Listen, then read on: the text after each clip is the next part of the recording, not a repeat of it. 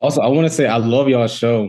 Thank I you. really do. Yeah, I've listened to a couple episodes and I'm really like, damn, why didn't I think of this? Like it's so good. Aw. So good. Yeah. Thank you. Thank you. Look at that, Andrew. Yeah, and like truly, like I just saw that you commented on one of our videos, and I was like, oh, thank you so much. And then like the second comment, I was like, oh, I watched your video to prepare for the actual episode that you were watching, which is crazy. You know? That is, yeah, because okay, so that night was the night I like Professor Sky popped up on my algorithm. And I was like, who is this dude? Like he's actually mad insightful.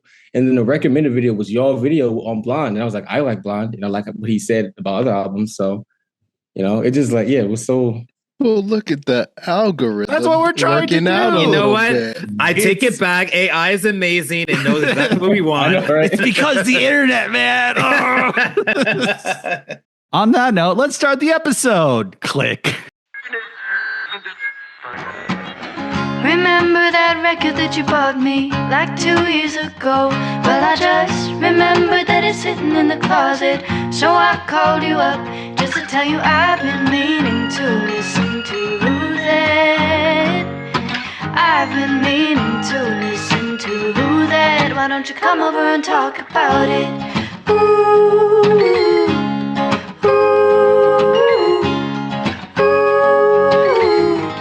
Why don't you come over and talk about it? So this is how I you guys really get am. the intro. Okay. That's Yeah. It's great being on the behind the scenes now. I'm enjoying this. Yeah. Is it like less magical now that you've seen it in person? You're like, Yeah, once it's like the Willy Wonka factory. Like you see what actually happens, and you're like, oh, dang. yeah. No. Not gonna blow up into the blueberry though. It's gonna be all good at the end of the episode. Yeah, like one by one, like one of us is gonna get picked off. Like, Could you imagine? That would be such a funny bit. We just like all just like disappear somehow. Yeah, a bit. Next year. Yeah. Yeah. Like what is this? What's that movie with like that's on a Zoom call and they like it's a horror movie? Missing? No. It's Was like it an A24 movie or something like that? it's Unblocked or something. Just like it was a horror movie that took place on Zoom. Apparently, it's supposed to be good. It's like creative in the way they execute it, but like, yeah, it's kind of a silly idea. But everybody, welcome to the show. Welcome to I've Been Meaning to Listen to That, the podcast where we go through albums we've been meaning to listen to and use as a conduit to learn about each other and our guests. I'm Andrew Ambrose Lee. I'm Stenley Phillipe. I'm John Butts. We got a special guest here. He's the host and creator of the YouTube channel Spatial, and he edits for FD Signifier. It's Ausar Stephens, everybody. Hi. Hey. Hey, what's going on? Glad to be here. I'm glad to be here. Oh man. So yeah, we're here today to talk about ScHoolboy Q, Blue Lips. Fantastic album, potential rap album of the year.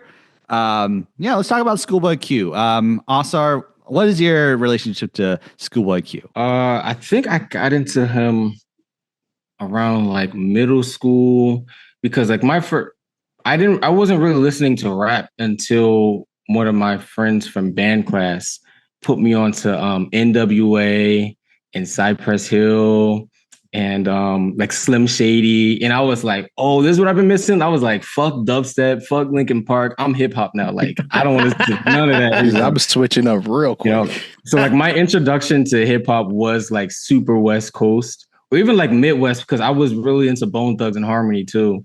I don't know if that counts because they're from Ohio or something like that. But anyway, it was super West Coast coded. And like naturally, like I just fell into Kendrick Lamar. I like was just watching YouTube videos and I heard cartoons and cereal. And I was like, this is the greatest rapper I've ever heard in my entire life. But I don't necessarily know like a moment when I got into ScHoolboy exactly, but I know it was around the time I was like really into Kendrick because I would just hear him and like Ab-Soul and Black Hippie and stuff like that. And I just got into Oxymoron one day. I don't know when I did, but one day I did. And it's just been up since then. Mm-hmm. Yeah. And what was it about that you like really liked about him and really just like? I like his ruggedness. Like, there's not really a lot of people that rap like ScHoolboy Q that really give you that like he like hits a pocket that's like kind of like a gut punch. You know what I mean? Like, you don't really like, yeah, I don't know how to explain it, but you don't really get that from a lot of people. Just the way that he like just the yacht, like it's just like a guttural feeling to it, but it's also West Coast, and it's like it kind of reminds me of like Cowboys and like Red Dead Redemption at the same time. So I'm just like this dude is fucking amazing. Like, yeah, I've always just been a fan. I never been like, oh, ScHoolboy is like top 10 or nothing like that for me personally. But I will say we're gonna get to it with this when we talk about this album. But I will say like with this Blue Lips album, it definitely makes me want to put him in my top 10 somewhere. That's what I'm talking about. That's what I'm talking about. That is a take. I love that description of the gut punch because, yeah, like listening to this album the whole time, I'm like, what is it about ScHoolboy Q that stands out so much? And it's that, man. Like, it's like no other rapper punches you in the gut, but it's almost like you have, I don't know, the most chiseled abs possible. And you're like, yeah, this doesn't hurt that much. You know what I mean? Like, I know it's punching me right in the middle, but I don't really feel it because it's not hurtful. Like, he's not trying to actually cause pain. He's just like, it just is what it is. And then you just digest it, right? Like, yeah, I like that a lot. He toes that line really well too, like that gut punch and like the ability to make you feel like you can be in on his experience. That's another element of his music where it's like if he just stopped at that ruggedness, then he'd wall off an entire listener base. But I think he kind of pulls that wall down, that facade down a little bit to be vulnerable too within all of the bombastic West Coastness of it all.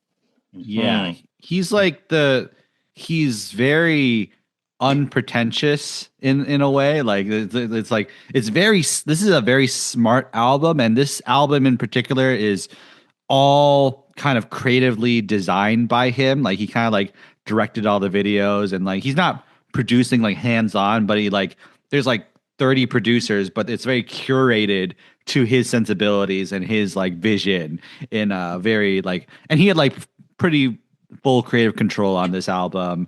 And it's like, but it's like he reminds me of like Paperboy from Atlanta, where there's like that's so funny. Wow. Yeah, like he's like obviously he's like Paperboy's based on Gucci Mane, but like I think this archetype of this like tough gangster exterior covering up a warm, sensitive, loving interior, and like he's like very smart and sensitive, and like once Paperboy was like taken out like the material struggle and material poverty, he like softened up a lot more and like was able to access that toughness and that street and that like that realness like too. So, and also like when you play with Jordan, you can be Rodman. Like there's an interview I was listening to where they asked him, "Oh, at what point did you know Kendrick Lamar was like that good?" And he's like, "I don't know, the first time I heard him rap." So right away, like ScHoolboy, because he was, I'm sure we'll talk about it a bit, but Black Hippie and the whole TDE movement, him having Kendrick Lamar as being like the pace car and knowing that, I mean, this is the GOAT, or at least the modern day GOAT. It's like, it's so freeing to not have to try to be on anyone's top 10, so he can do whatever he wants to do. And if it doesn't like hit as well as it does, he always has the ability to just tap into Kendrick at any point. You know what I mean? Like it's that almost like a safety net, if anything. And we're obviously going to get into it, which is a big part of why I think Blue Lips is such a good project, is because he does not lean on that safety net. Kind of like no, he doesn't. He is the curator of this entire world, and I think it speaks to like the path that he has gone from being that person who is right kind of next to Kendrick and right next to J-Rock, and being able to be like, I don't have to be that. I don't have to be these guys, but I'm in my own lane and I can like be the master of my own domain. Yeah. I honestly feel like everybody from Black Hippie kind of got into that way, especially like Absol as well. like with the last two projects and like that Tiny Desk he did maybe like 2 years ago. Yeah, and I just love to see that because I always, man, Absol was a beast. I just feel like though, yeah, they were kind of like living in Kendrick's shadow just a bit, you know? Like he was like the golden child for TDE in a way. And it's like, dang, like I want to see like the other people shine a little bit more. But like I like seeing them, man, it's like veteran rap, you know? I listened to Blue Lips and like my first impression was like, dude, this is veteran level rap. Yeah. Same thing with Absol on his last projects. Yeah. It really stunned me to think about like, oh shit, I've been listening to ScHoolboy Q for 10 years. You know, like it. Oh yeah, I listened to this in high school and like it was playing at the parties and stuff. And like, but yeah, like the Mike Birbiglia, he's a comedian. He has a joke about like the Harlem Globetrotters, and like if you played the like they always like dunk on like the other team, but if you played the other team that the Harlem Globetrotters played, they'd be like, we're good too, and like they like crush you. Yeah. So or like your Dennis Rodman analogy is better, but like but the idea of I think ScHoolboy Q is following in Kendrick Lamar's footsteps, but he both like I don't think he can, and he also doesn't want to do exactly what Kendrick does. He doesn't want to just like do a Kendrick impression or just like, you know, but you know, Kendrick Lamar created the Sandbox and like the Good Kid, Mad City album. Oxymoron is very much in response to Good Kid, Mad City, and I think this Blue Lips is very much in response to Mr. Morale. I think it's very much like you know, because like but in Mr. Morale he talks like Kendrick talks about his mom being abused and assaulted, and then here like ScHoolboy Q has an interview where he was like, yeah, I talked to my mom about some of this stuff, and then I felt like it wasn't my place to like talk about her trauma. So I did. So what you got is like Germany '96. That's what you got. Like that's as much as I'm going to give you. You know, but it's still like really impressive. I think the package here is like really awesome. So that's my thought. I really think it's like I'm kind of like exclaiming like, "Yo, I love this shit again." You know what I mean? Because like, how long has it been since we got a ScHoolboy Q album? 5 years. Crash 5 years, Talk, right? Yeah. I remember when Crash Talk came out, and that might have been the start of the pandemic or something, or around the pandemic, actually, right? 2019 or something like that. Yeah, just before. Like, so long time. And I remember he was saying, "Yeah, I'm gonna drop an album every 2 years." I'm like, "Oh shoot, bet!" And then 2 years go by, 3 years go by, 4 years go. I'm like, "Dang, is he gonna drop?" But on this album, I would see him on the TV golfing. I'm like, I guess he's not gonna rap anymore. He's just living his life. Yeah. But like, there's so many times. Like, I wish I would have counted like how many times he said "back in love with this shit" on the album. And it's just like representing like, yo, I love this shit again. I love hip hop. I love rapping. And like, I'm here. And yeah, he always says like, you know, I hope I'm doing this till I'm 80. You know, this rap shit is it for me. So, you know, I think if that's your arc with the form, then you can take a step back. You can take a step back and then recalculate, look at your 6.5 mansion with the mountain view and be like, all right, that's kind of another thing. I don't want to push themes too quickly, but just the ability to find comfort in where you're at in order to continue to go, you know, good. Yeah. He had to like, not just sober up, but let the work kind of catch up to himself, you know, like he said, like, yeah, when you first sober up, you kind of like your body doesn't really like change that much. And then like 5 years later, like working out, eating right, and like golfing and stuff, like he's like, you know, he looks great. His skin's glowing. He looks like, you know, like great jawline and everything. No more lean belly, you know. Yeah. Off the lean. Some sick fits, you know, too, you know. But yeah, like really quickly, John, like this was like one of your guys. Like, I think when we talked about like episodes you'd want to do, like ScHoolboy Q is one of your guys. So like, let's tell me a little bit about that. Yes. So I found out about ScHoolboy Q before I found out about Kendrick. So there was a moment, it was Purple Swag. Purple Swag was A$AP Rocky's track that kind of, I think Peso was the one that got him on in like kind of the blog era, or the kind of the tail end of the blog era. But Peso was A$AP Rocky's big song, but then Purple Swag was like the second single, I believe. And I was like, oh, this dude is dope. This is unorthodox rap, kind of psychedelic rap. So the Live Long A$AP mixtape, Brand New Guy was the track. And kind of like Ausar was saying, the kind of gut punch of ScHoolboy Q's presence. Like I came to this song for A$AP Rocky, but I'm staying for ScHoolboy Q.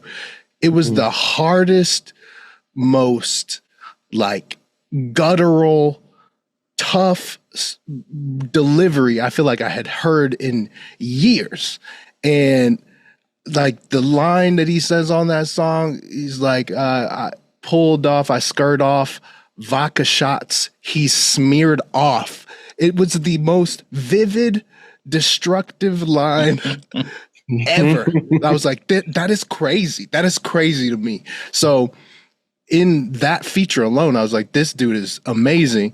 And I just kind of went on the deep dive, got into Habits and Contradictions. This was still 2012.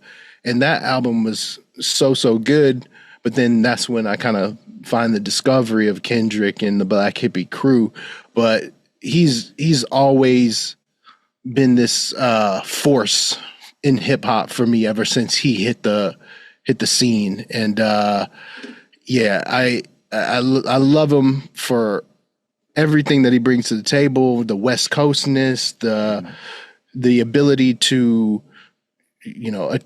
like we say a lot, like overcome circumstance. There's also a kind of underdog story with him being in proximity to everybody else on TDE that really resonates just with anybody, I think, just trying to like make it and carve their own way and be a creative. If you just like leave everything else, just being a creative, there's an underdog story there. And he made rap feel new at that time, like in 2012, like when you got Kanye for a while, you got Jay's kind of and his post-retirement era. Lupe is still releasing stuff, but like Lasers isn't what I want it to be, but here it is.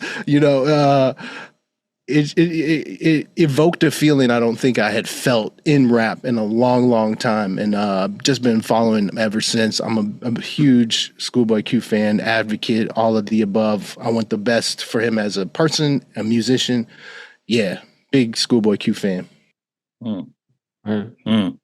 Yeah, that Lupe mention, now that you mention it, it's almost like I think ScHoolboy Q is the new Lupe. Because when Lupe came out, it's like when Lupe came out, like you're like, oh, like no one's rhyming like this. Like no one was rapping like Lupe was, and then he followed it up with amazing product for a few years.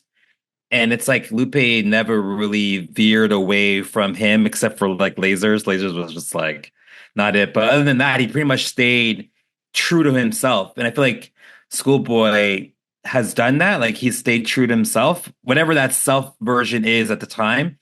He never chased it, right? Like, what does he say on this album? Top 10, not 10, bitch, be all in. Like, it's like he is not looking to be top 10, but he is top 10. No, for him, when he goes into the booth, he's like, yeah, I'm the best, but I don't need the Grammys to acknowledge it. I don't need, Rap Radar or Hip Hop DX or Fan 10 or anyone to acknowledge that I'm top 10. It just is what it is. And if it isn't what it isn't, then fuck it. Like that kind of mentality where it could be so freeing to just know who you are. Yeah. He's just doing it for the love of the game. You got to respect that. Yeah. Not a lot of people like that out there. Yeah.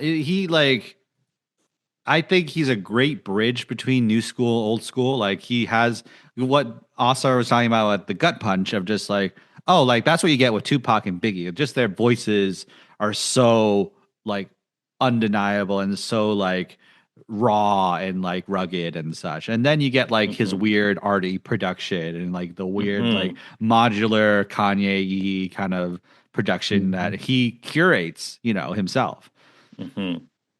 Jarring too, because this album, I feel like every hip hop episode we gotta hearken to Ye a little bit, but this also evokes Yeezus a little bit in terms of like when you think of On Site and how jarring that song starts, but then you get that sample, you give us what we need, we may not get what we want. It's like the soul sample. So Blue Lips has this battle between pristine kind of shaft, cool, and just like this very bombastic, tough, harsh, The Purge, like chaos.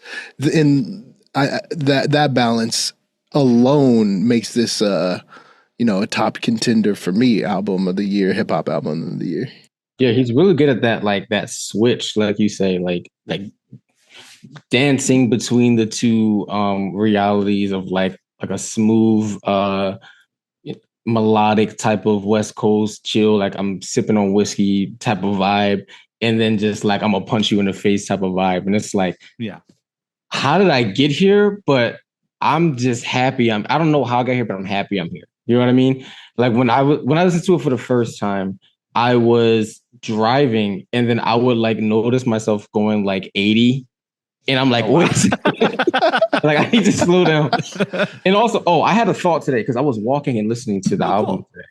And do you guys have a relationship between driving and walking when you listen to music?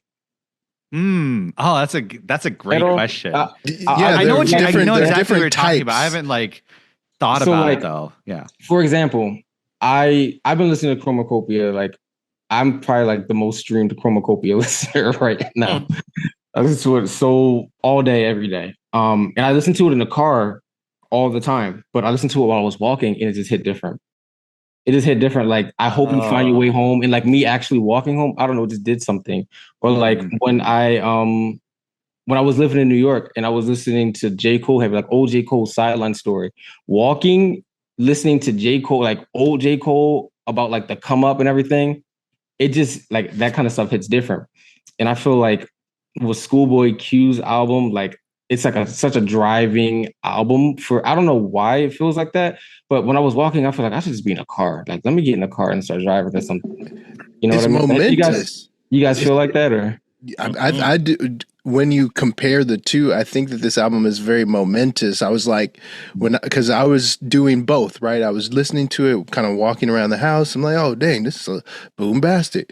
But then when I got in the car, it's like Yearn comes on. I'm like, crank this shit up. Like if I'm in Mad Max, like these are the songs that I want playing. Because I think it's a audiophile album. Like it's very similar to Brat in that it's an audiophile album, but it's also a works in a club, works like rattling your trunk, kind of like bass, like in your face sort of album too. So yeah. I think Justin Hunt mentioned this on our Tupac album. Like humble brag.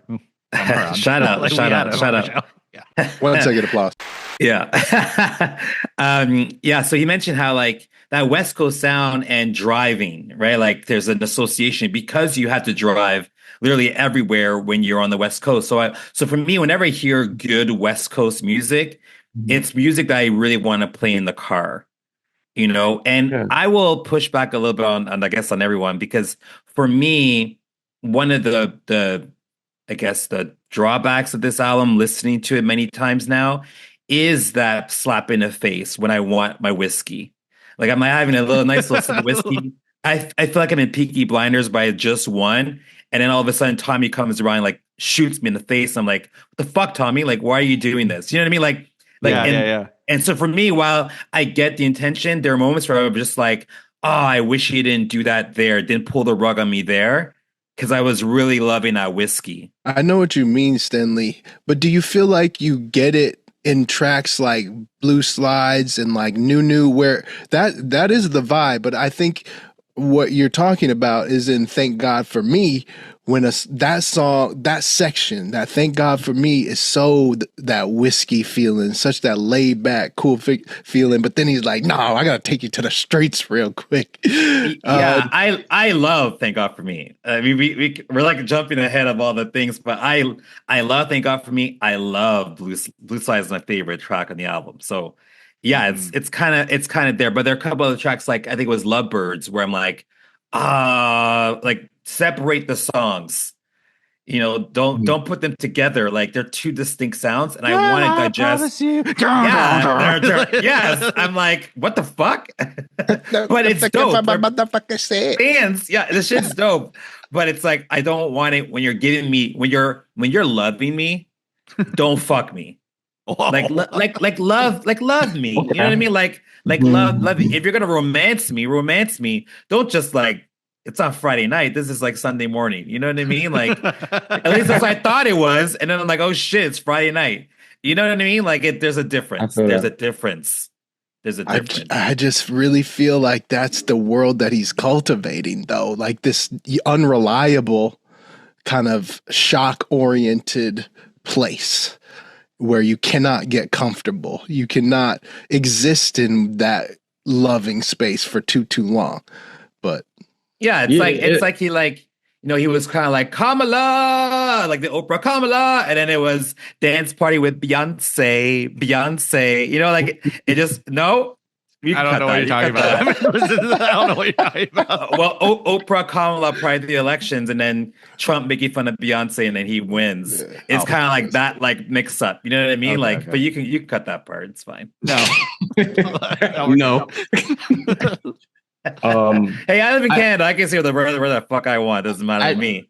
I just want to like contribute to John's point of like, I think it's reminiscent of how the album themes are. I don't know if like we're gonna get in. Let's do it. Yeah, you guys want to get into that, but totally. There's such like, he's made it. He's very wealthy. It seems like he's on top of his game. He's doing this veteran level rap. Seems like he's perfected what he wants to do. But there's also like these like cracks of like vulnerability and things like that. And I feel like that just kind of, it just like adds on to like a layer of that whole contradiction, the whole duality of it all when it comes to the things that he's rapping about and how he's rapping, and then even the sonics of the song. So like when all three of these things come together of like a contradiction or duality of like whatever the topic is, usually with fame and success and a bit of like survivor's guilt or remorse or and a bit of like nostalgia in a way.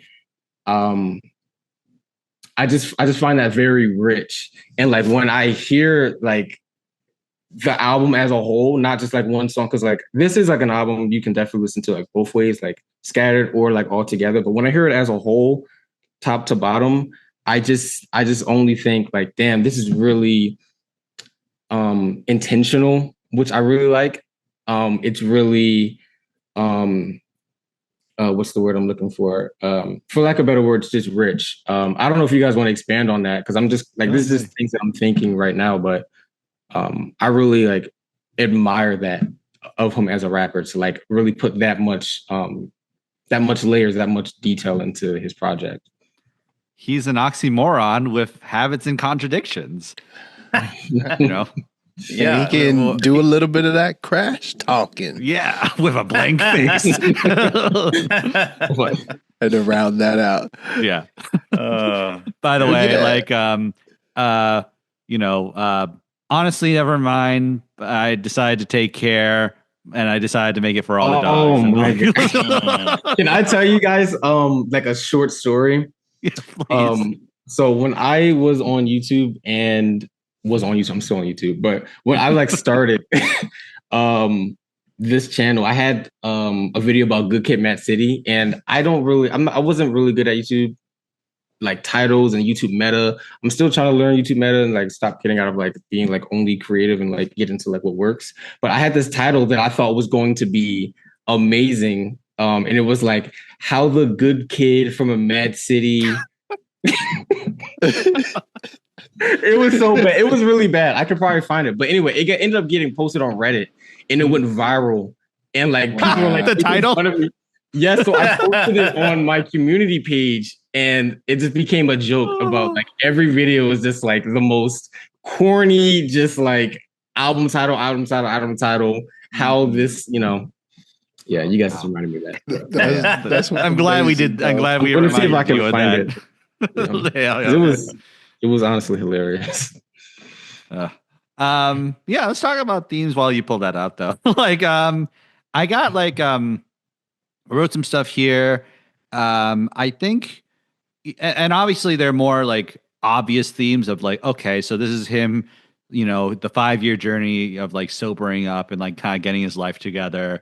It's like a response to Death of Mac Miller. It's like a response to like, but then there's also like, I think this album is both intentionally and unintentionally about the legacy of slavery in this country.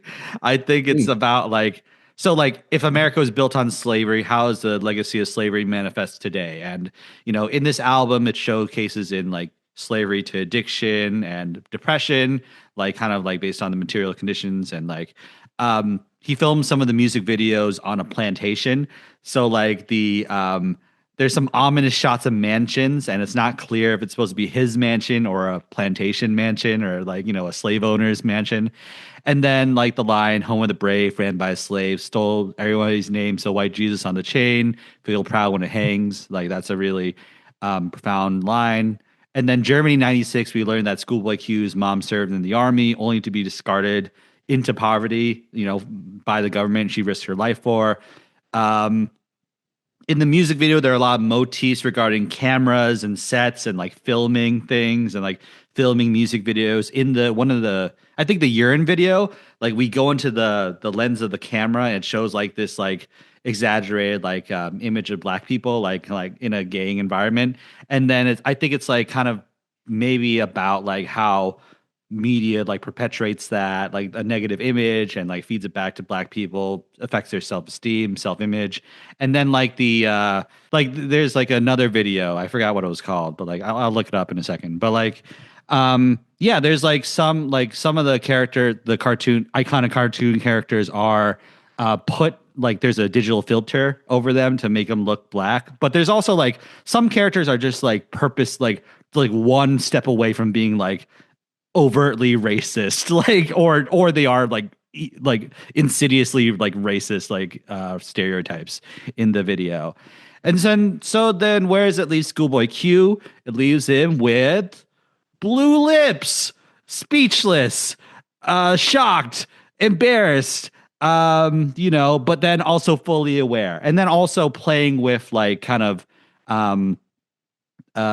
in the sandbox of a white world. So like he like loves golf and stuff, and like that's a very like stereotypically like white sport.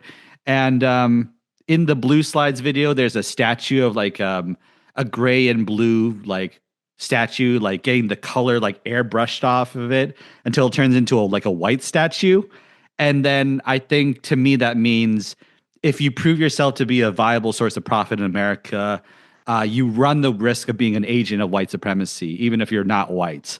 And then so ScHoolboy Q, what makes him so great is he cashes out, but he doesn't sell out. Like he shows off his bling and his extravagant lifestyle. He takes 5 years to sort his life out a little bit. He doesn't participate in gang life anymore, but he doesn't sell out his community. And the album ends with like a punk anti-police song, and obviously like policing and like how policing and prison and is basically a continuation of slavery and all that stuff. And yeah, and then ScHoolboy Q, like he's like because he's not a Kendrick Lamar figure, he could just like make a very overt anti-police song and no one cares about it. No one like gets that angry about it. But he's like he has his soul intact the entire time. So that those are my thoughts on these. Yeah, there's so much like I didn't necessarily listen to it with that lens, but I feel like I watched the new video and kind of saw that he shot it on the plantation. I was like, I know what you're doing here. But there's so much to affirm what you just said, especially like the kind of like ACAB-ness of Pig Feet, but even on Lovebirds, I forget who the feature was, but he's like, fuck the radio, we trying to sound like this, which, you know, the radio in itself is a tool of white supremacy. Like, you know, they're only perpetuating stereotypes and perpetuating the disconnect. I feel like there was another element. Just kind of not becoming the tool of it, but like using it, even like just referencing the songs. But there's that refrain on Cooties when he's like literally, my daughter is chill. Like literally, I can't believe my house on the hill. Like I can't believe this mountain is real. My accountant is thrilled. He's like, I'm sitting back. Like I have attained what I need to attain, but I'm not giving in. I'm just like doing me. And I love that, Andrew. Yeah. By the way, the video is called Lost Times, where it's like the blackface cartoon characters and stuff. So yeah. So yeah. Any other Ausar, what are your thoughts? What's your perspective on that though? Yeah, I think that's I too have not even thought about that lens to look through it at. I really saw it as more of like an individual lens, but like you saying that makes me, it just gets my wheels turning. Like it just broadens the, I think narrative is too much of a small word. But for lack of better words, like that story that's kind of being portrayed, because it's kind of like a world that he's created with Blue Lips. And I just I don't know. I just agree. I don't know. I just agree. It's a world he created. Like, I don't necessarily have more to add, but that just makes sense. Like the way that you said it. But also I think it can be seen like multiple ways. You know what I mean? Mm-hmm. Yeah, it certainly is an individual portrait as well. Like, and it is like, he's creating a world, but it reflects our world, but it's just through his eyes and his lens. It's also, like as a side note, not that anybody cares, but the title is called "How the Good Kid Became King" in all caps of his mad with the 2 capital letter A's city. That's good. I click. That's up. Yeah. So the result of temporary shock, becoming fully aware. It's like that, just like this, the stupefaction of him being a descendant and like achieving this success. Mm-hmm. You know, that I think we talked a little bit about it in Damn, but I don't necessarily think that there's a smite aspect to this. There's more so it is what it is. And I think that ScHoolboy Q is really just meditating on it all. Mm-hmm. He doesn't, and I don't necessarily know if he's made a choice other than to get his shit together. I don't know if he's made a choice beyond Blue Lips, but there is this kind of stuck in placeness that I feel listening to this project. Yeah, for me, like I don't really think it's world building. I think it's world living. Like I think the one thing that we forget is that there's a little thing called a pandemic that happened in 2020 until about 2022, 2023. So really that 5-year gap, like again, this interview I listened to was saying how like his intention was to drop like right away. And a lot of the lyrics, the sounds on this album were, 3-4 years old. And then he kind of realized the pandemic hit. And he was just coming off the tour and like, do I want to go back on tour during a pandemic? I'm like, I have a bad relationship with my daughter. Like, why am I doing this? And so there's something about taking the time to make time. And he took the time to make that time work for him. And then when he came back, he's just like, all right, like there's a framework here. Some of the sounds are whack. I'm going to re-record it, reproduce it, rewrite some of the lyrics. That's why some of these lyrics are a bit like dated in terms of some of the pop references or whatnot. But he took that time. And again, he has that freedom of not having to, live up to the crown of a top 3 placement or live up to the sponsorships of being the most popular rapper in the world, or live up to the burden of being the most creative rapper in the world, or none of that stuff applied to him. He could just be, like I said before, like just be himself. And when you're not trying to build a world, you can really feel like how small the project is. And by small, I mean intimate. Like there's an intimacy, and this is where like the duality of it, like the jazzy notes throughout it, the whiskey drinking throughout it. There's an intimacy being in a speakeasy, and then opening up the door and being at the club, and then being able to leave the club whenever you want to, go back to that speakeasy, and no one really noticing you moving that quickly. But he moves really quickly on this album, and yet it feels slow at some points. You know what I mean? Like, and I think that utilization of time is probably the biggest theme and his biggest message to people too. It's like, don't fuck around and chase that bag if you're not ready to secure it. Wow. Don't go and chase an image if you're not ready to live it. Like he was saying on this interview, it's like, what's shitty about some of the things I say is now I gotta live up to it. Like I'm like, hey, like I want to be a better father, and now I have this like responsibility of being a better father because I put it out there and now it's there. You know what I mean? So I think that's what makes him. It's like the thing of like when you become successful or something, the reward is doing more of it. So you better love it. Yeah. Yes. But he doesn't fall into the trap of having to do more of it just for the sake of doing more of it. Like the Drake complaint that a lot of us have or had was that he did more of it because he's like, well, I'm so good at this shit, I'm just going to drop more and more and more. But there wasn't really an intention of bringing something of real value to the art form. So it was just a diluted product that was, it was great, but it wasn't substance.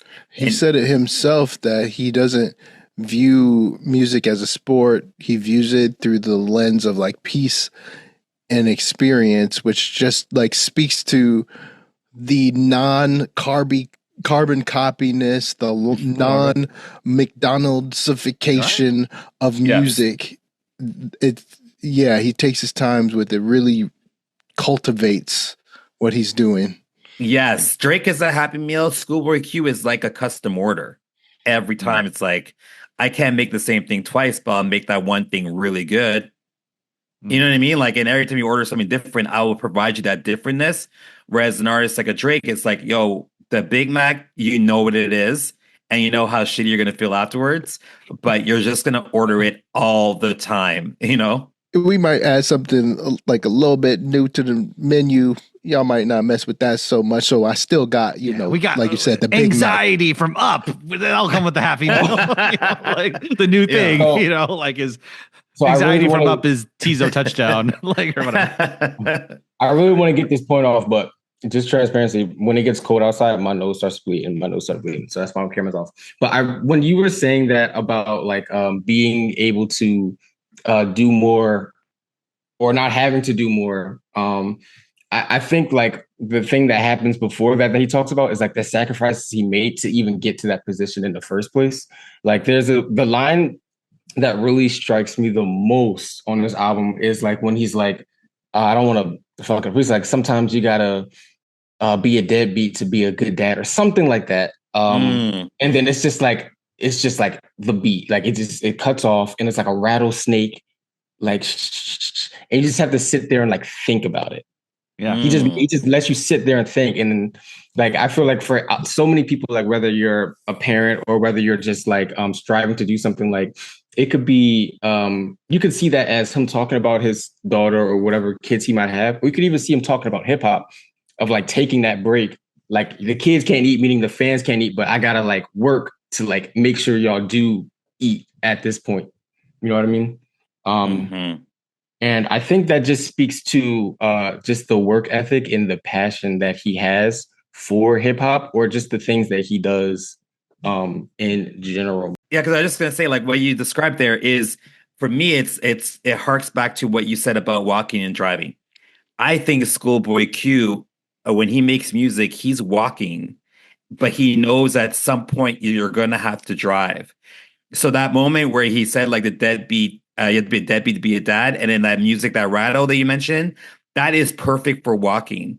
But then if you hear that same sound in the car, especially if you're driving to a location, that's the last thing you want to hear. The last thing you want to do in a car is to have like, music that makes you almost think. You want music that makes you want to ride. You know what I mean? So he throws in that ride music too. But I think when he's making the sounds, he's walking to his destination. He's not driving or riding to his destination. Do you know what I mean? You know what I'm trying to say? I think we'll wrap up this section here is like he took the long walk so that you could have a walking and driving album, basically, like he took a 5-year walk, like so you could have the best of both worlds. And then someone gave him a GPS and was like, oh shit. Yeah. Yeah. Other than that, just like a theme is, like Ausar was saying, is like he's back and he's rapping and he's rapping and like funny like Pop and Thank God for Me and some of those songs are just like classic Schoolboy Q, like what I know him to do, but just like purer than I've gotten to experience a little bit before. I think with Crash Talk, I think there's some great songs on there, but there's a little bit of like my heart's not in it right now. I'm just like doing it to do it. Like I'll have Travis Scott sing Chopsticks. I'll have him do that. Yeah, so that's what I thought. 100%. I don't have anything to add. Yeah, Crash Talk. I don't want to digress too much, but it was good, but it just wasn't these predecessor projects. You've got Setbacks, Habits and Contradiction, Oxymoron, Blank Face, and then Crash Talk, and then Blue Lips. It's like you look at the Kendrick Lamar Kobe meme, and he's got the 5. Like you got to kind of maybe omit Crash Talk. Yeah. Yeah, like let's go through highlights and lowlights right after this quick break. Click.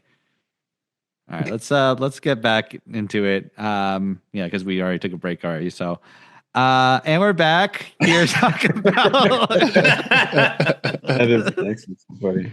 Yeah, and we're back here talking about Blue Lips by ScHoolboy Q. By the way, let's start up a new segment of our show. Ausar's nose tissue corner. What's up with that? Honestly, y'all, I think how's it going? I think I manifested this because we said it was going to be like the Willy Wonka factory. We're getting taken out one by one. So I don't know who's next. Oh no! Be careful. Be careful. I'm gonna give Stenley tuberculosis soon. No. It's way worse. I'll take the nosebleed. Yeah, like, you got on pretty easy. Like, by the way, John, I got got some gum you could chew later. But yeah, I love gum. Gum. So yeah, let's talk about some highlight songs. Ausar, what's a highlight song from this album that you want to talk about? Yeah, so I already talked about Blue Slides with like the whole like pause and like he makes you think about, like everything that he's saying. But I guess I'll say another one would be Thank God for Me. And it might sound like, okay, like that's like the, I guess it's a little bit less dense when compared to the other songs, but I just love that vibe of like, yeah, thank God for me, like giving gratitude to yourself, like thank God I fucking like persevere. I don't want to get too deep, but like, man, it hit me in a way of like I used to go through like really bad depression, and I still have seasonal depression, but like really, really bad. And one thing that I am so grateful for like surviving that, like those periods, is like I really got to like learn myself and learn like, no, I'm really a fucking warrior for this shit. Like sometimes getting out of bed and taking a fucking walk is the hardest shit to do when you're really feeling like you don't want to do anything or even like necessarily be alive or anything. So like I really say that like, yo, thank God for me. Like I took the steps to do what I need to do. Or like, if anybody's like ever like just in like a shitty point, like it doesn't even have to be like a mental, like maybe you just like lose your job or something, but you get up you fucking go on LinkedIn, you scroll through all the hundreds of jobs that don't exist on LinkedIn, you apply to all of them, you make it work, and like thank God for you for doing that, So I just love the message of that in that song. And that's so real, also, because like there's the space and airiness of the thank God for me, and then there's the going to war portion of this track where it's very triumphant, and then there's the hoorah, being able to just revel in all of the things that you've attained, or specifically for ScHoolboy Q, being able to get sober, be able to watch Joy grow, be able to develop this love for golf, very counter to where he comes from. I think that that's such an interesting, and I still kind of like, I don't know if I get it from a job perspective, but finding some center, some groundedness. And I think that this song takes you through that, mentally takes you through that, sonically takes you through that. 100% co-sign. Thank God for me being a highlight. Yeah, it's such a good track. And I wrote I kind of try to look at the production style of the different tracks. And for me, this was, kind of elevator type mood at the beginning. And also what you describe is kind of that, like no matter where your floor is, right? Like there are moments where you feel like your floor is -20. But if you get in that elevator and go for that ride, even if it's just to floor -19, like that, once those doors open, that's when that triumphant sound comes in. You know what I mean? Because you've made it, and thank God you made it. You know what I mean? And so that opening up and that vulnerability mixed in with that superpower is the moments where I love when ScHoolboy Q gives you that duality. There are moments I don't love it that much. On this song, it is duality perfection. It's such a great vibe. It's a great way to kind of get you into that album too. So no, it's awesome. It's like the first half of the song is elevated music, and the second half of music, the second half is elevating music. No, but like, or all joke. Okay, bars. Yeah, so double entendre is going crazy. Yeah. Okay. Alt joke. The first half of the song is elevator music. The second half of the song is the glass elevator from Charlie and the Chocolate Factory 2, the book, where they go into space. Oh boy, he's back, baby. ScHoolboy's flying over the factory. Yeah, he's ascended. On God. Oh God. Yeah. What about hula? What about John? What's a highlight from this album you want to talk about? The whole album. Yeah, I'm like, man, I feel like every episode I'm like the most biased party, but I just love this whole project. But I will just shout out Pop. And this album takes you on such a journey. It's a strong opening track, and we would be remiss and do her a disservice if we did not acknowledge Rico Nasty's presence on this project and her ability to go toe to toe with ScHoolboy Q in that boisterousness and the ability to just say pop, pop, pop, nigga, pop, just over and over and over again, but deliver new energies on each version of pop. It's just, and she only gets like a little bit of verse at the tail end of that song. Perfect though. It's perfect. Exactly, Andrew. Yeah. It's perfect. The whole song is so good. I couldn't listen to this song loud enough. I wanted to turn it up past the dial. I need to get a new speaker system for this song alone. Pop is a super duper highlight. And I do think it is kind of that quintessential ScHoolboy Q track. I didn't really think about that when I was listening to it, but then when I look back and think about songs like that Yay Yay and like Gangsta Gangsta Gangsta, it very much so sits in those type of tracks. But yeah, just an additional grit, 2024 grit. I love it.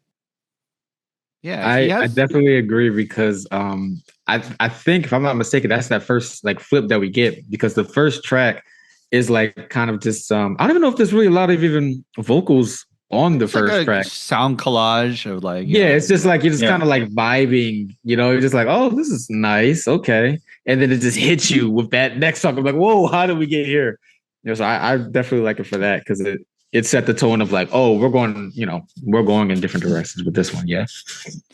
like Schoolboy Q has a lot of like great lyricism. I think Blue Sides particularly is like great like written lyrics or just like either written or felt and expressed lyrics that is like so perfectly like constructed. But then sometimes like I think he talked about making this album. Sometimes he would just like walk into a booth and like just say things for 2 hours under a beat. And then like some of it would like turn into a line. Some of it would like kind of just like be like kind of energy to like build on top of like the ad libs to like layer on top to add texture, like kind of like Playboy Card. It feels very like Playboy Cardi of just like his whole thing is just energy and just like vibes and like just like punk. And then he also does like chuffa, and chuffa is like a comedy term to describe like let me see where I wrote it here. Um Oh yeah. So like chuffa as dialogue that expresses a musing attitude without rising to the level of an actual funny joke. Of like so he would just like talk and then like it adds to like the texture and the atmosphere of the song itself, but it's like you wouldn't call it like a bar or anything like that. It's just like yeah, map, map, map, map, map, map. It's just like him doing that to add on top of like, and it just like adds this really awesome like he calls himself a producer more than a rapper, but he's also like one of the great rappers of today. Like I think he's like just like the craft of him rapping. So which is why some songs like New like I'm like, oh, okay. I don't think you like really thought this out like completely. You just walked into the studio and just like had energy and you expressed the energy perfectly. But some songs are like, just like more, yeah. So yeah. The marijuana hydro, blah, blah, blah, like it's like kind of like I think is an example of just like you just came up with a hook while you were just like trying to find a hook, But that's faux. We'll get there. That's I just want to quickly mention with pop like that chop and screwed scary movie sound. I don't think I've ever heard anyone do like a and you're just like, where the fuck? I'm in this haunted house that actually sounds kind of dope. And then I love when rappers make the listener feel like, oh my God, they're looking at me directly. And Rico like ends their verse with how many times I gotta tell y'all motherfuckers start feeling this shit.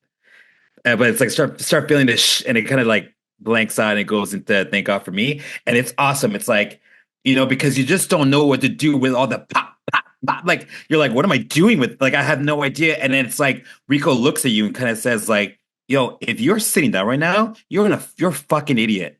Like you better feel this shit because I just gave you one of the best verses that's like, again, a low light is that it's so short. But I gave you one of the best verses of 2024 in like 4 bars. And if you don't feel this, you don't feel rap music. I'm sorry. So it's a huge highlight for sure. Yeah. Yeah. Yeah. He never like the second you're like, oh, he's making a really intelligent point here. Like he hits you with like something wild and like he slams a chair over your head, basically, Yeah. Yeah. The Jeff Hardy of rap. Yeah. Stenley, what's a highlight for you that you want to let's just keep just going down the track list and let's go to Blue Slides. Whee! Because Blue Slides. Going to Blue Side. I just got it. Yeah. A blue slide. Whee! Oh, yeah, it's also nice. Like it's there's chocolate flowing through and such. In my yeah. It's I mean, you said it, Andrew, like the lyricism on this track is so good. Like just that line, like presidential rollies, I took big risk.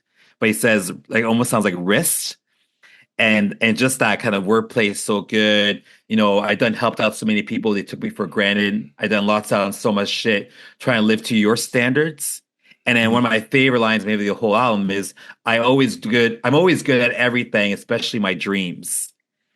And that is like such butter, like to be good at your dream. Like we always feel like a dream is unattainable. And here's him saying like, yo, I can do the dream shit in real life, in real time. And I'm actually really good at it too. Like it's such an inspiring way of looking at it. But then he flips it into the Lord forgive me for the day I finally fall apart.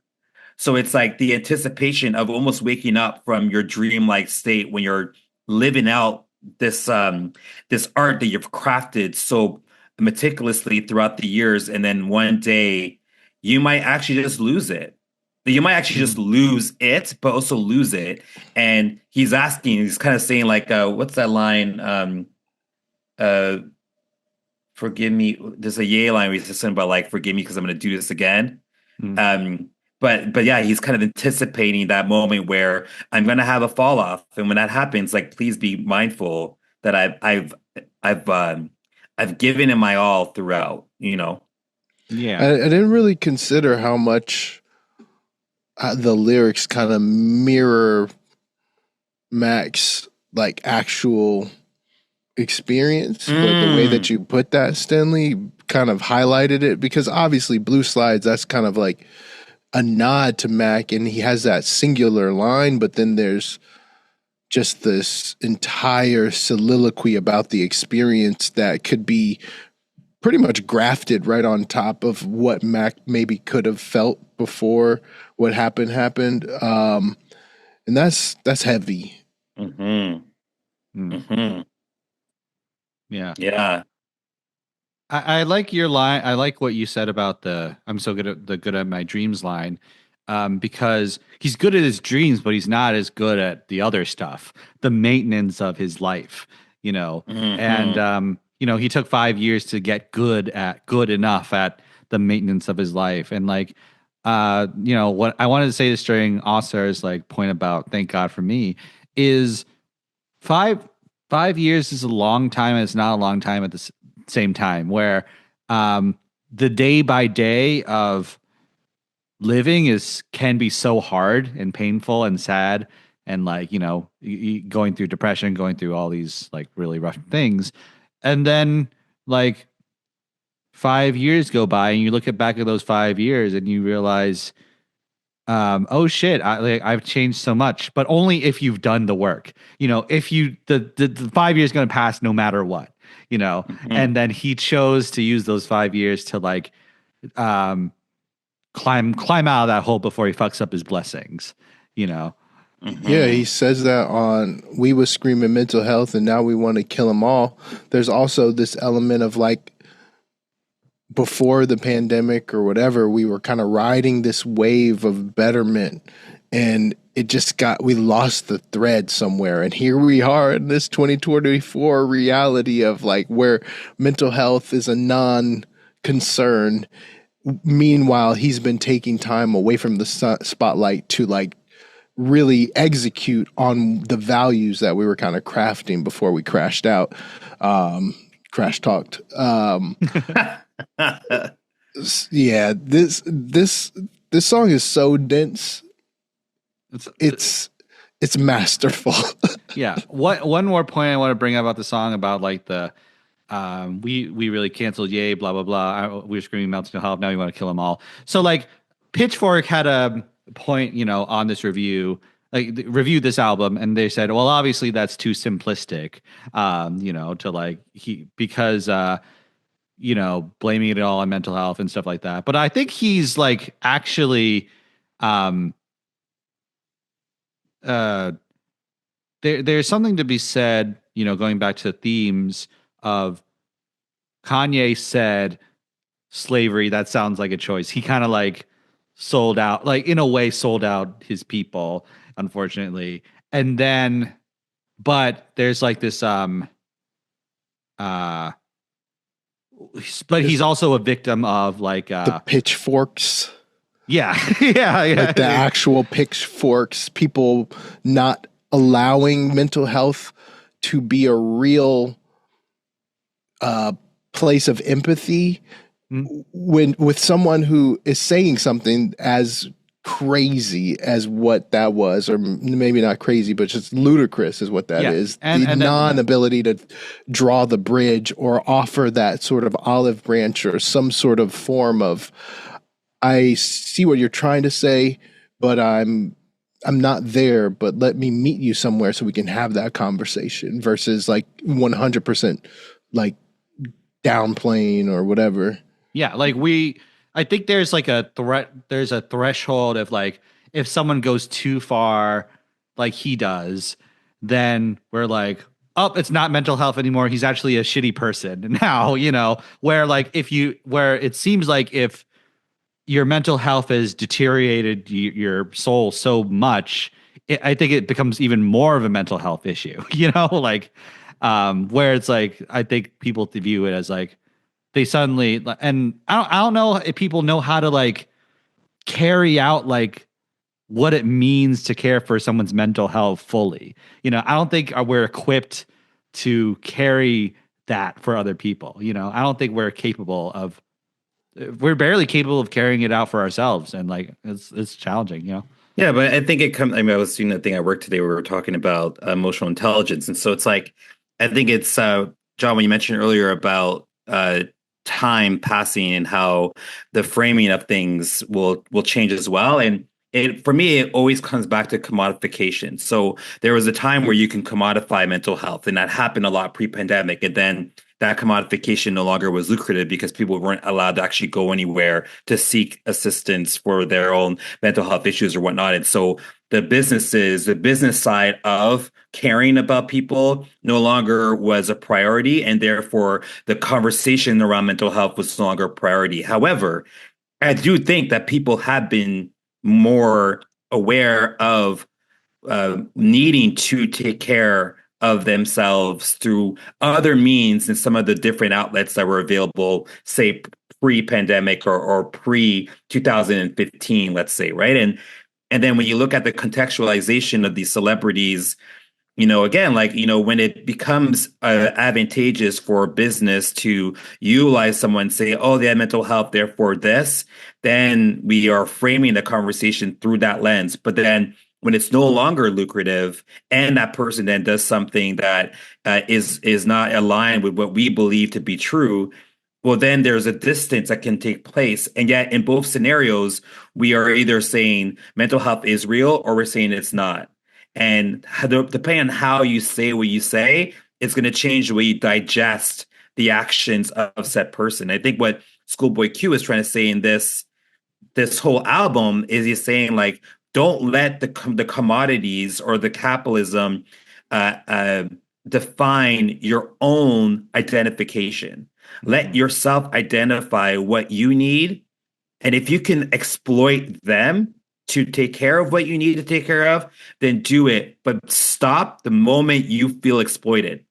Because the second you feel exploited, you've lost the bag and you've lost control. And now it's them that will define your identity. And I think that's what happened with my favorite artist. What's what happens with a lot of people is that they get like caught up. And that just makes me sad to think about it, because it's just like, man, like, these amazing artists teach us these ways, and ScHoolboy Q didn't fall trapped to it. And it's maybe the pandemic saved them. Like maybe if it wasn't a pandemic, he would have dropped this album in 2021.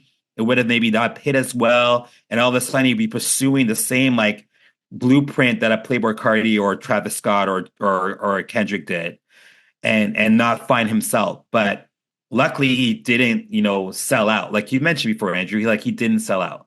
Yeah. As you're saying that, dude, I have chills because I just came to this realization. I swear to God. So like I just watched the Pharrell documentary, the Lego doc movie. I saw it too, yeah. So fucking good. By the way.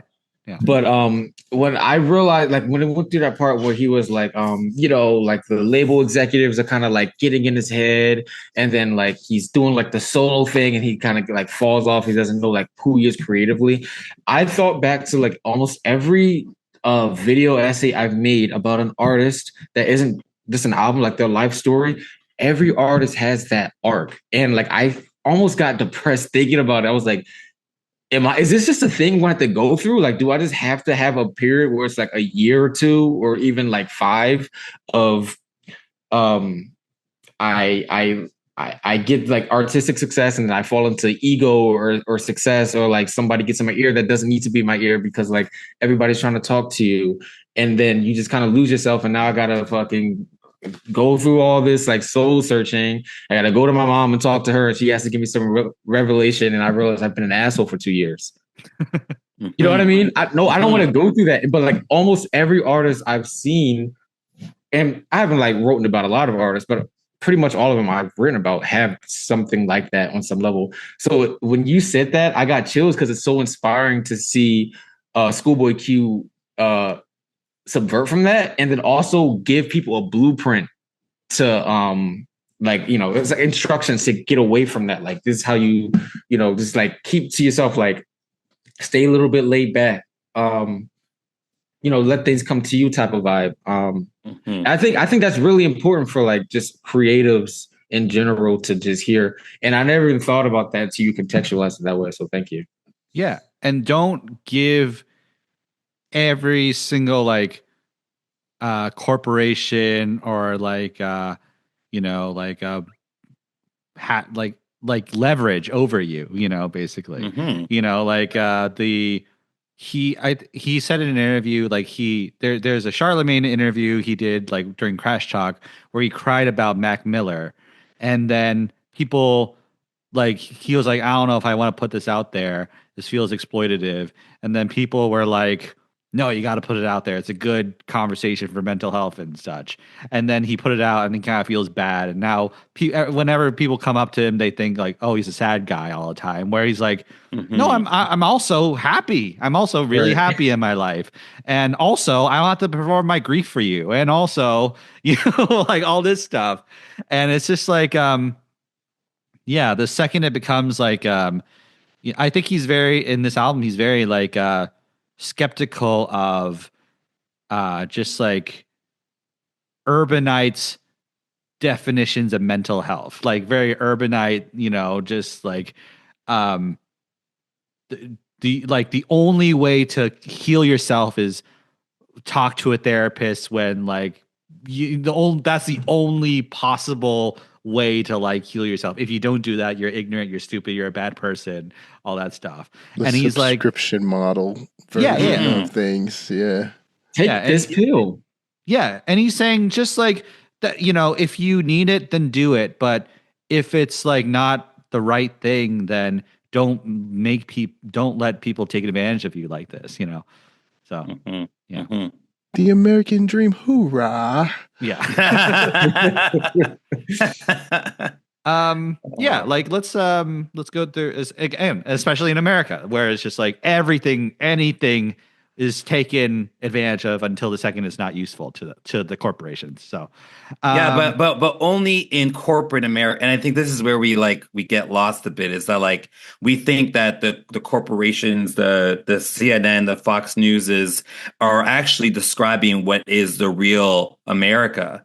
And a real America, just like a real Canada, just like a real Israel, like a real Palestine, real people, right? Real people are living in every single place in the world, and they're having real experiences. And ScHoolboy Q is saying, have a fucking real experience and then talk about the experience you're living. Don't just look at what's being presented and be like, oh, I now have to act that experience out. No, don't do that, man. Just like whatever you're living every day, like there's a moment I'm just like fucking. Is what ScHoolboy Q is saying, right? Like it's just like, yo, I'm just fucking. Like this is what I'm doing. So this is what I'm doing. It's Friday night. It's Friday night, and I'm just fucking. Crazy? Go, yeah. Please. You give me a different perspective because I knew Lowlights were gonna come, and I don't want to skip ahead, but I'm just gonna say mine now. Like I guess just because it makes sense. My I didn't. I want to say appreciate, because I try to just receive music how it is. But something that didn't resonate with me personally was just like the abundance of like sex bars. And to me, just like I guess kind of like as like a who am I? Like I'm no rapper, but I guess like a purist of like hip hop in a way. I'm like I'm thinking of sex bars as cheap in a way. I'm thinking of it as cheap. But and like that was my first critique. Like when I heard it, I was like, this is a great album, but like, damn, like how many times are you gonna talk about pussy? Damn. But like hearing this is like that is real though. Like sometimes like you just like that's just the vibe you on, and that's like what you want to talk about, and there's nothing wrong with that. And it be like that, that's the attitude. Sometimes it better be like that. Shout out to Absol. Yeah, shout out Absol. It'd be like that. But I think that perspective is very much so one of like the mafioso sort of gangster lens, which I don't think that ScHoolboy will ever 100% decouple from, no matter where he is in his artist trajectory. But I'm also not criticizing your critique on it either, because fucker on the face, oh God, like I don't know. I don't know how much we really need to go there, but yeah, we talk about listening to this in the car. I have to keep the windows rolled up. If I'm listening to this in the car and I'm driving in traffic, you know what I mean? Like it's always, I always think of that Office Space like moment where he's the guy's listening to Pac, and then he had to like he had to roll up the window when he saw the black guy. He's like, oh no, I'm a white guy, I don't know what to do. And then once a black guy drives away, he's like, yeah, I'm still into Pac. Like I can still listen to this. Like it's there's a lot of lyrics that you're right. Like you're like, man, this guy clearly has one thing in mind, and he's getting it, and he's letting us know how he's getting it and how many times he's getting it, and he's getting it. And it is not, I mean, I also think it could be done like in a very like tasteful way too. Like that's the only thing. Like I just wish I had Sunday morning. Yes. Yeah, you know what I mean? But like my thing was I just wish I had a bit more meaning behind it. But what you said kind of gave it a bit of meaning to me, because like when I think of it, I think of like two spectrums, and I've used these two spectrums with Kendrick and Tyler before on this episode, which is crazy. But like Kendrick will do like these walls, and like there's like a reason why he's talking about sex, and it's like one of the greatest diss tracks of all time. I don't care what anybody says; it's one of the greatest diss tracks of all time, because it's like most people don't even know it's diss track. It's like, but that guy in prison is listening to that shit like, this nigga fucking, But like Tyler, he'll do like on Chromacopia, Judge Judy, or on Cherry Bomb. Oh, that sounds gross. I think it's Blow My Load. Yeah, I don't like. But it's like the sex noises, and it's like we could have had the song without it. Like I don't necessarily want to hear you mimicking you eating coochie. Like that's not what I want to hear, So yeah, y'all talked about that on a Biggie album or a Biggie review, right? About like the interludes. No original ideas. Yeah, like a little, I didn't mean past it. Yeah, I know. But yeah, that's what I'm just saying. Like, so if like that was like the spectrum, I would say like the ScHoolboy Q kind of falls more to like the Tyler. Like, I don't really want to hear this specific person talk about sex, especially if it's not like a deeper meaning behind it. Okay. Yeah, I would say my highlight is Cooties. That's my number one. That's like a song I love. The spit. I want to shout out the line. Obviously, this is like just like the whole song's great, but like the line about mass shootings when they stop it, another kid gone for unlimited profit. I think it's a good parallel to Damn, where Kendrick says. Said they killed his only son because of insufficient funds. So that's like, yeah. It's like the idea of like, oh, this is like a poor person, does this act of cruelty, and then he makes it all the way up. ScHoolboy Q makes it all the way up where he has like a nice house and stuff, and he's worried about like, oh, like government is allowing this to happen. This same cruelty, but on a massive systemic scale. And like he's just like looking at it and he's like, damn, that's wild. And I don't want my daughter to be affected by this at the same time. So Cooties is like maybe one of the best sleeper top songs on this album, and upon like the first handful of listens I was like, I don't know if I fuck with Cooties, because he starts with like cooties, girls, it starts that way. I'm like, I don't know about this. But then he just like gets into it and he finds this pocket that is just unnatural and unreal when we're talking about what it means to rap. It's very West Coast, almost E40, but just very much so Schoolboy Q. The note that I wrote down was like, talk your shit, Q, talk your shit.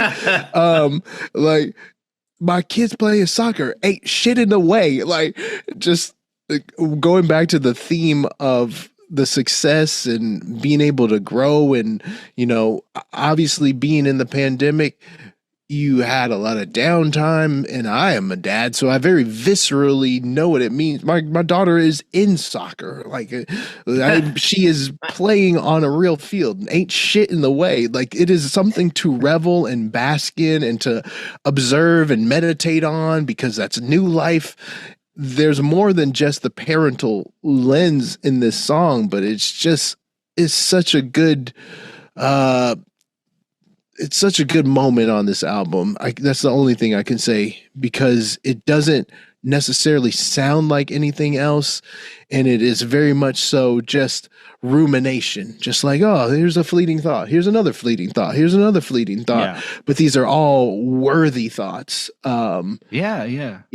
Shout out to Cooties. My last thought on Cooties is like now that he's like out of like a dangerous environment, he has more time to look in the mirror. He also has more time to look out, look out of the window, too. So I think that's what the song expresses. It was a low light for me. Wow. The song I feel bad because now y'all are flipping it. But I think part of the reason was because I didn't know how to really capture the beat. Like for me, it almost was like a Little Brother, Knife Wonder, like kind of flip. And then I think because it's between Movie and Ohio, so it's not that it's a bad song. It's just like it's not as memorable. Like Movie is so good. I guess I mean it's one of my highlights. Give it a couple more, Stenley. I promise you it'll click because I was right there with you. It's like I don't know. Yeah, I really don't know about this song. But hearing you say that, I'm like, okay, well maybe like after a few more listens, it'll be like the one that I'm like, oh yeah, it's so good. So anyway. But that movie, though, can we talk about that movie? Yeah, go ahead. Yeah, it's just that E40 like Oakland Bay like bounce that sometimes like we think of West Coast and we just think about that Dr. Dre like synths heavy like like that sound as the West Coast sound. But this is also very, very, very like fundamental like West Coast. And again, like I was going to write down, like this is John's pocket. Like this is a song that is made for John, that John will sponsor when he runs for president. This will be like his like walk up theme music. Like, so yeah, it's sick. Yeah, it's sick. Anyways, that's all I was going to say about it. We gonna slide on this man. It's just got that bop. It's like we are in our own culture on this song. Like this is not for y'all. This song is for us, and that's why I think that Schoolboy's not on the track. That's literally why I think that Schoolboy is not on the track because this has nothing to do with anybody else but the West Coast. This is some West Coast shit. We're gonna be riding lowriders. We're gonna be on the lowrider bicycle. We're gonna be in the lowrider Cadillac. We're gonna be on our like blues. We're gonna be on our reds. Like this is some shit that has nothing to do with anybody else and is sitting here like not quite dead center, but very close to dead center on the track. Just feels very, very West Coast and another track that I just turn all the way up. As somebody from the East Coast, I really love the movie, not because it's for me, because it's not. But it just seems like if I was to play, it just seems like it fits in Red Dead Redemption 2 soundtrack. You know what I mean? And that might just sound very East Coast. You said what? Never mind. Oh, wow. It might just sound very East Coast because like I'm not like in that quote. I've been to LA like once for like 5 days, but like yeah, that's like the vibe I get from it. But like now that I'm hearing you like say it that way, I'm like, okay. Yeah, I can see it that way too. Yeah, that makes sense. You gotta try In and Out. No, I'm dead. Double, animal style fries. Wait in the long line. It's worth it. Then you got to go to the Chinese theater, and then you could leave. It's fine. That's 2 attractions in all of them. Yeah, but it'll take you 10 hours to leave. I just feel like sucks. if you put if you put the Pop Out concert on mute. Oh yeah. And during the King Kunta section, but then put movies on it, it will match up. Like, yes, I feel like ScHoolboy's doing like that dance. It's just, yeah, man. So maybe put sound share on so we listen to it right now. That's so funny. That's good. That's good. Let's quickly go through some lowlights. I would say it just loses, like, because it's kind of like all one song in a way, like just it's so modular and like it's just like flipping through the radio station and like we get this pocket, this we get. I get a little like tired towards. It picks up towards the end, but like during the new Back in Love, Lost Time section, although I do like Back in Love as just a singular song, like as just like an energetic, like the low voice and like, you know, all that stuff. You're a bitch and your mom came first is funny.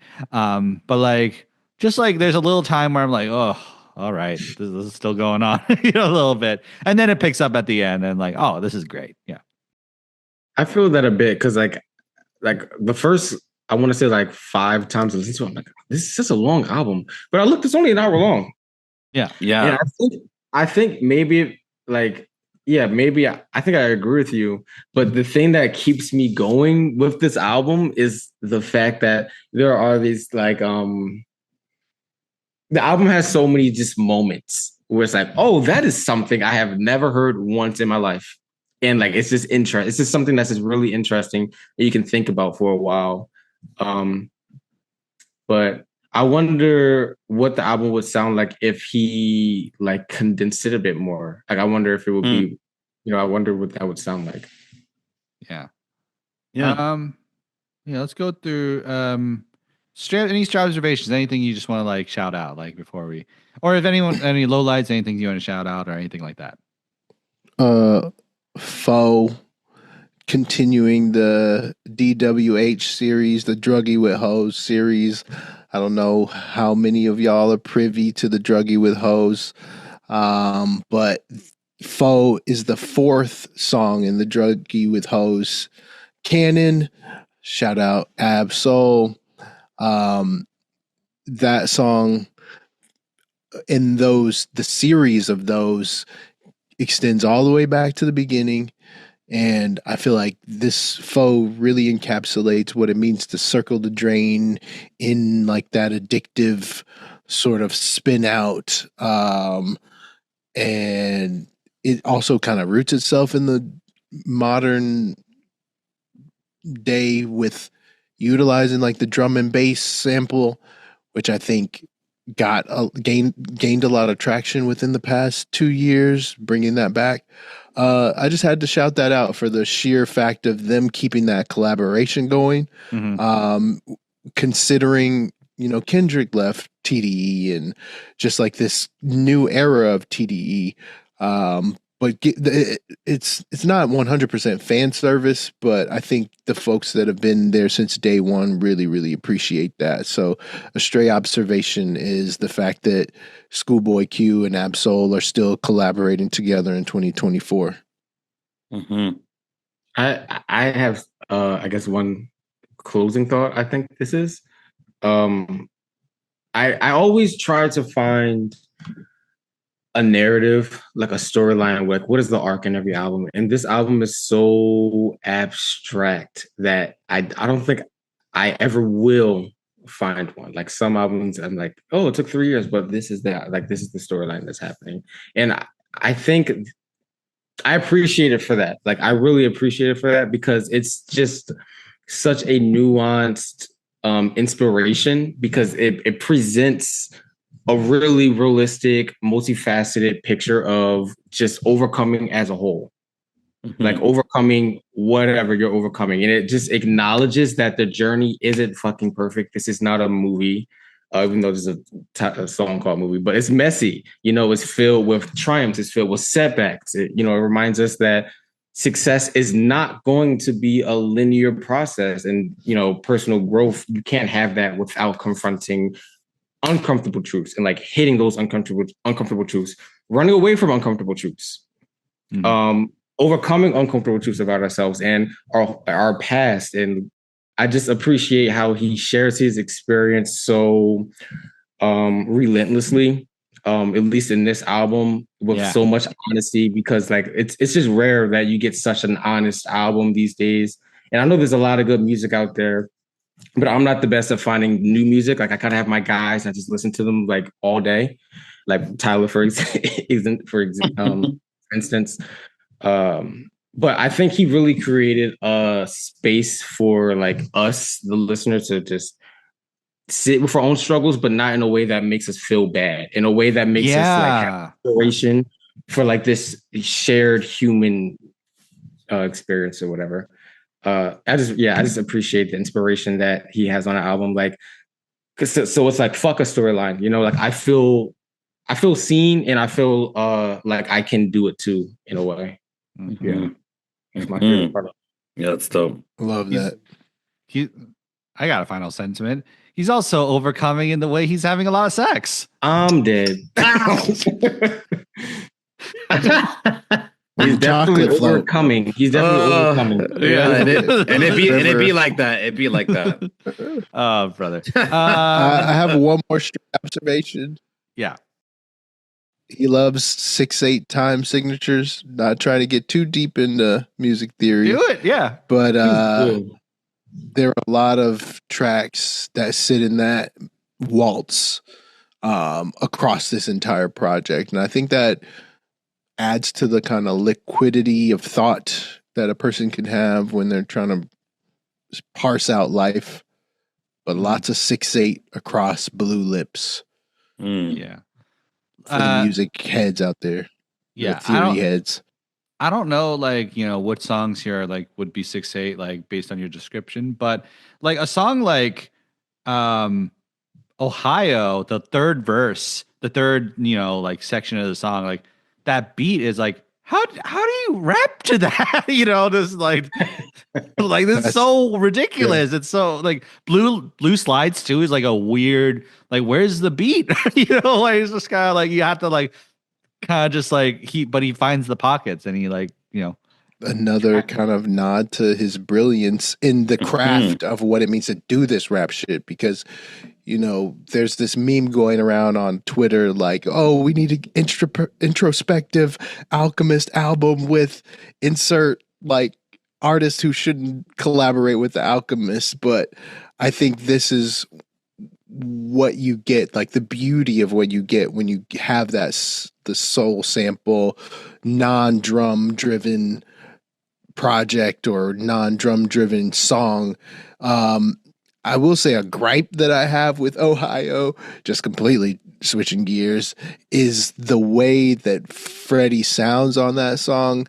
I feel like he got the call. He's like, oh, I need to record a verse. Like, I'm going to do this shit on my like iPhone memos. Like, it just doesn't sound very good to me in terms like a mix, like, from a mix perspective. Y'all listen back, listen to that artifacting. It's happening. But yeah, sorry. But yeah, let's go through final thoughts and ratings. The way this works is we'll rate this album out of 10, the fun metric at the end. Who would like to go first?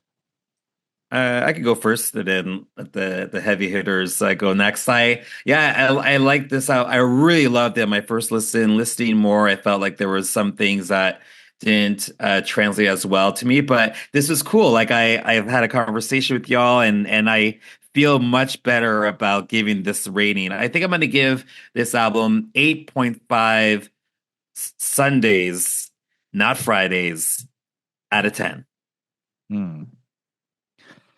Yeah, I really love this album. I think it's like the best rap album. Like there are a lot of great like rap production albums, like the JPEG Mafia album and the Tyler album. Like they're great rap production and hip hop albums, but in terms of a rap album showcasing someone's rap ability, this is like number one, I think. Also a great rap production album, an amazing rap production album. So it has a lot going for it. A lot of like, just like, it's very balanced, you know. That was Professor Sky's point. He says like, you know, it's like never leans too much into consciousness, never leans too much into like ignorance, like, you know, rap tropes and everything, but does both perfectly balanced. Yeah, I think he does a great job like expressing like the idea of like blue lips, of the confusion of just like reaching this point, and like the suffocation that comes with having blue lips, but then also the clarity that comes at the end. I don't know how that, if that works medically, but that's the idea. Like, so like, but I love this album. I'm gonna give it 90 bitches in my driveway out of 10. So, yeah, it's a lot of bitches. Yeah, I'll hop in. Blue Lips, an album that I did not lock into upon release, not for lack of wanting to, but maybe I wasn't ready. ScHoolboy Q has always been a favorite of mine. Blue Lips is what I would deem the upper echelon of rap in 2024 in modern day. It does not get much better than this. I also believe that ScHoolboy Q might be one of the most underrated rappers that has broken through to the mainstream. You know, this guy's got plaques. He's got platinum records, gold records,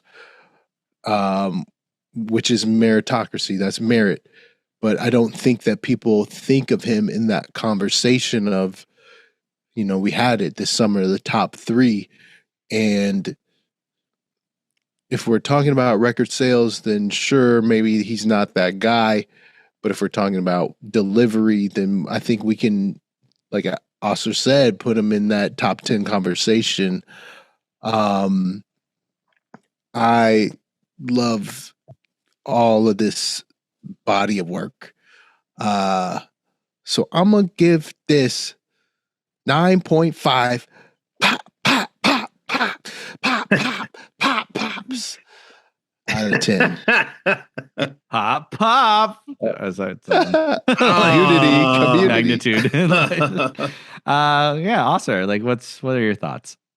I hate that I have to go last. I just feel like I was going to start speaking, but John already started talking. I was like, God damn it. All right.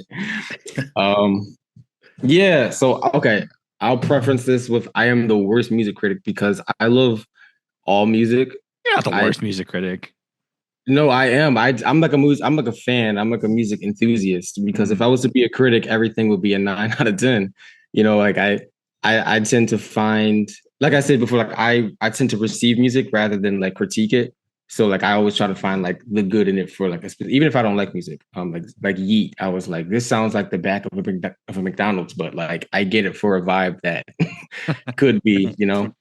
Anyway, if you want to hang out in the back of a McDonald's, you know, like I swear to Yeet's last album, it was like me no beep, beep, beep. And I don't know if anybody works at McDonald's. Like I used to work at McDonald's in high school, and like that's like what all you heard is beep beep beep beep beep beep. Anyway, that does not even. That's like such a non-statement, but I really enjoyed the album. The only reason I listened to it so much recently is because I was, you know, I had the privilege of being on this podcast and like talking about it. And it was such a good excuse to get back into it because I listened to it the day it came out. And I was really broke at the time because I was in between jobs.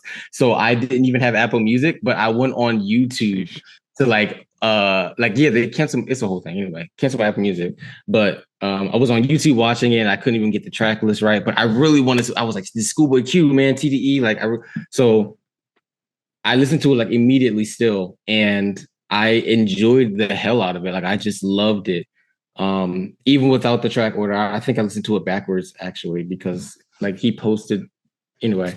But yeah. So many deep themes. I feel like this is an album I could really deep dive into. I genuinely wish I listened to it the entire time so I could have more to say. I feel like I didn't have much to say because it is so nuanced and it is so multifaceted and there's so many perspectives that you can look into that it's like, I kind of have, I wanted to just like, I wanted to get into everything, but I could only really get into like some aspects. So I hope I provided like value and like, absolutely. Hell yeah, man. Yeah. Anyway, with all that said, I feel like to me it's like a 9 out of 10, especially like in the current state of hip hop and like just the hip hop that I listen to. Like I know hip hop is thriving, but like maybe not the type of rap that I like privy, I guess. So like in terms of that, I feel like this is definitely one of the best albums of the year in terms of rap. I think Doechii might be like a close second. Mm-hmm. But yeah, like 9 out of 10 for me. Yeah. Well, you give every record that though, so what does that mean? But like Harry, so yeah, that's what I'm saying. Like I don't even know if it matters that I say that, but like yeah, that would be a glowing review. But you give every. I know. I give every yeah. No, I love it. I love it. This is fantastic. Thank you so much, Ausar. Like, thank you. For I'm gracing honored. us with your and like all the kind words you said and the perspective you brought. What would you like to plug? What's out there for you? How can people find you? Oh shit. I don't know, man. Just find me on YouTube Spatial. I have a Patreon. I post my videos early on Patreon. You can join for as little as $1 a month. That's 75 cents a week, or 25 cents a week rather. Help me pay my gas. I'll sub. Yeah, I'll sub. I'll sub after this. Oh yeah. Hit that subscribe button. I have I have a Chromacopia deep dive coming out that I've been working on. I think it's going to be the best one on YouTube, hands down, because I just have a perspective that I've heard nobody talk about, and I've had a lot of conversations and interviews that I'm like including in it. So it's going to be really nuanced and really a lot of perspectives going on. After that, I'm going to be dropping a 8-part Kanye West series, and I'm going to be deep diving into pretty much all of his albums track by track, as well as his life. And I think it's also going to be the best Kanye West multi-series on YouTube. Apart from, Genius is on Netflix, but apart from Genius, I think this is like the next best thing. Because I've been working on it for a long time and I think it's going to be really interesting. But that's what I'm working on. So follow me on YouTube for that. Yeah. You can follow me at Andrew Ambrose Lee on all platforms. You can follow Stenley at Snap a Sten. John Butts at John Butts is here. Michael at Lemon Taco. And Otness did our theme song. Megan Rika Young did our artwork. Check out our Patreon show. I've been meaning to watch that. Thank you so much, Ausar. This is so lovely. You've been so generous and kind and smart. Any final sentiments before we conclude? I would just like to say I'm pretty upset that I'm obviously the weakest link because I'm the only person that got taken out by Willy Wonka's factory. But I'm happy for you guys that you survived. All right. Thanks so much, everybody. Have a good day. Click.